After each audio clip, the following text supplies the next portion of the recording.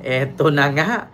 Oo, mga kababayan, Pulong Duterte. Nako, pagkatapos kay pagkatapos kay Digong, si Sara. Pagkatapos kay Sara, si Pulong. Ano na naman yan kay Pulong, Ken? Ito mga kababayan, according sa Abante, no, post ng Abante News. Si Pulong po yan na nakasakay ng helikopter. Ano ang sabi? Ang sabi ni Pulong, mga kababayan, huwag niyong gamitin ang Davao at ang pamilya ko para lang ma-divert. Ma-divert ang issue at malihis ang tunay na korupsyon. Huwag daw gamitin ang pangalan ng pamilya niya. Huwag daw gamitin ang Davao para daw malihis o ma-divert ang usapin sa korupsyon. Ngayon mga kababayan, gusto ko pong reaksyonan. According po doon sa Kongreso, sa Senado, hearing-hearing, itong mga kontraktor, La Diskaya, iba pa, wala naman po akong narinig doon na iniimbestigahan ang Davao. At wala din po akong narinig doon na nadawit si Pulong. Wala naman binigkas ang Diskaya. Ngayon mga kababayan, pero narinig ko kanina, ang mga Diskaya, handa daw nilang pangalanan kung sino daw yung mga personalidad na tumanggap at na humingi sa kanila nung panahon ni Digong. Pero mga kababayan, hindi pa man pinangalanan ni Diskaya. Kung sino sa panahon ng administrasyon ni Digong ang nakatanggap ng kickback, ng hingi sa kanila, ng urakot kasabwat nila, si Pulong nagsasalita na.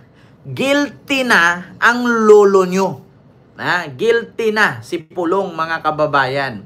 Nagulat nga ako Hindi pa naman binigkas ni Sara Diskaya kung kasali ba si Pulong doon sa kanilang sinabi. Wala naman akong narinig na may binigkas Pulong Duterte doon. Pero ngayon mga kababayan, si Pulong umaaray na. Advance. Bakit? Kasi alam niya na dyan napupunta Yan, kay Bongo pa lang si LTG Si LTG Builders pa lang, nung panahon ni Digong, tumanggap na si Bongo ng halagang 6 billion. Kulang-kulang 6 billion according kay Senator Antonio Trillanes. Nako po. Siyempre si LTG pa lang yun, 6 billion na. Ang magiging kaso daw doon ay plunder. Ngayong 2025, mga kababayan, mula 2022 hanggang 2025, lumabas na naman ang stepbrother ni Bongo, tumanggap din ng 326 million project mula sa DPWH. Ang Alfrego Builders. Ano bang ibig sabihin ng CLTG? Christopher Lawrence Tesoro, Teroso ba? Or Tesoro Go. Kaya CLTG Builders. Ito Christopher Lawrence Tesoro o Teroso ba? Tesoro Go.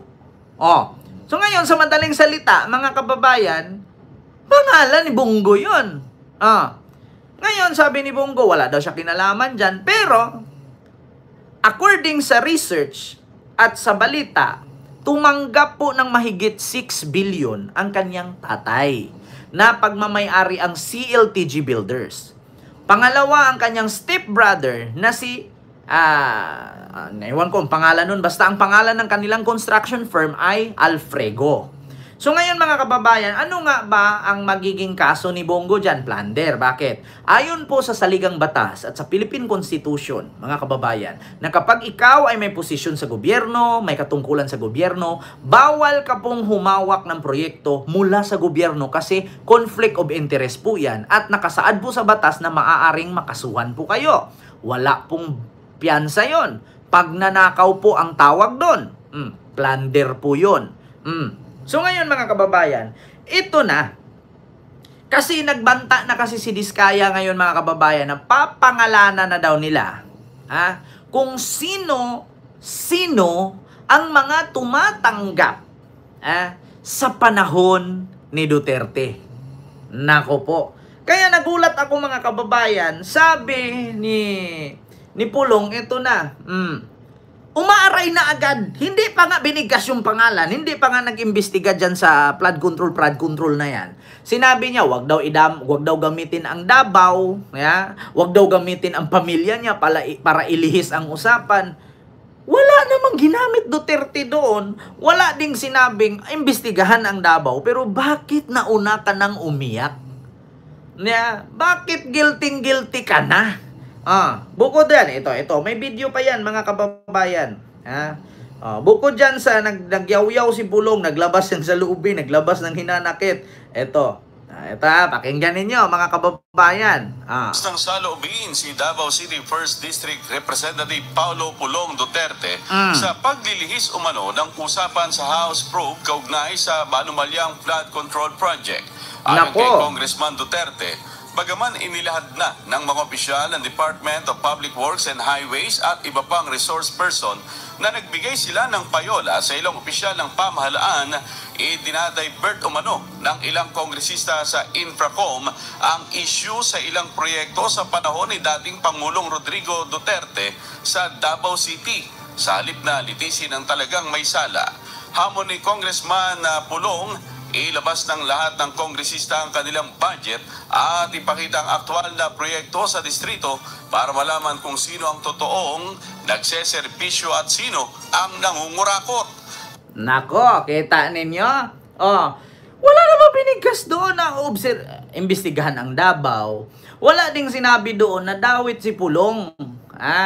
Ang sabi lang ng Diskaya, handa silang pangalanan. Kaya nga sabi ni PBBM, kung sakali man pangalanan ninyo sa administrasyon ko, at kung sakali man na pangalanan ninyo sa administrasyon ni Digong, puprotektahan ko kayo, handa ko kayong tulungan.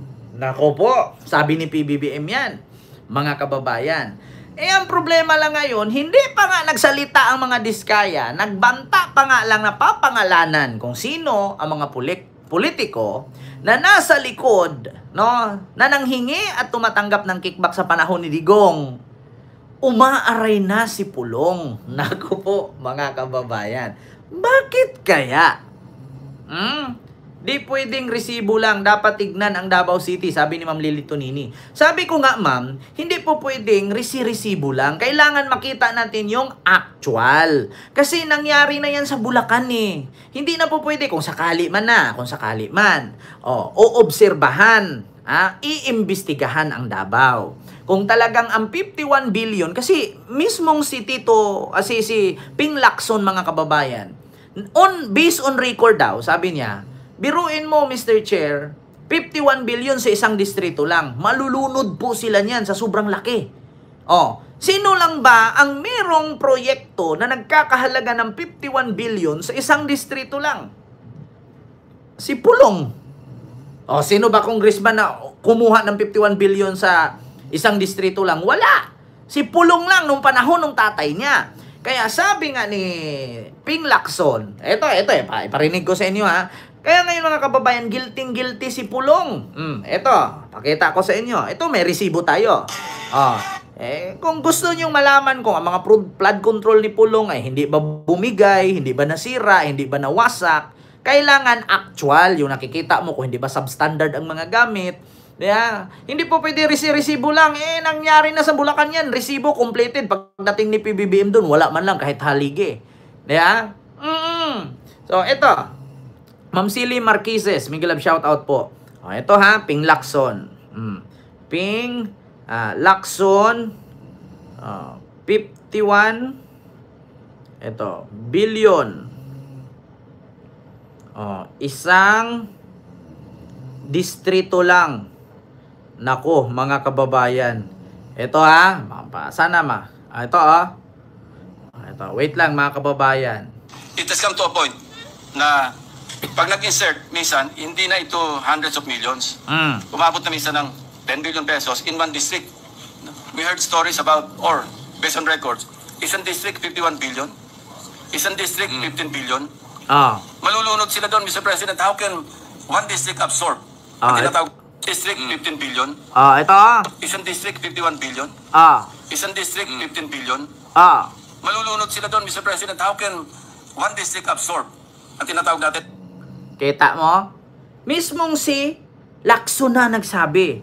How can they absorb? Malulunod sila dyan. Isang district palang 51 billion. Isang district palang 15 billion.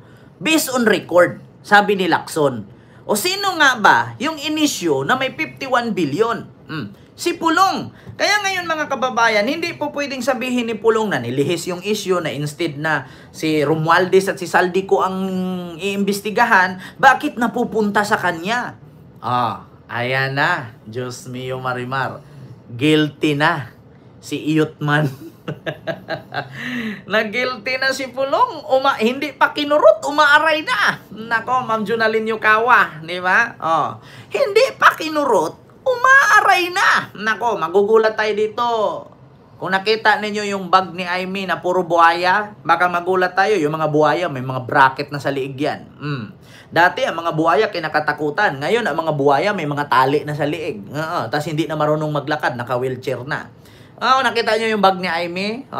Pag sa Lazada, 1,200. Pag sa Timo, 5,000. Pag doon ka sa luxury, 150,000 yun isa. Ano bang totoo, Aimee? Kailan ba kayo nakakita na si Aimee nagdala ng bag na peke? Bakit hindi yung subukan magkano halaga ng bag ni Aimee na buhaya? Nako, mga kababayan. Bagman nga daw eh. Bagman, tapos buhaya. Kita ninyo, based on record, sabi ni Lacson. Bakit umaaray si Pulong ngayon? Hindi pa naman siya sinabihan na siya. Eto na. Ito yung sunod, mga kababayan. Bakit? Ano ba yung sunod, Ken? Naku po.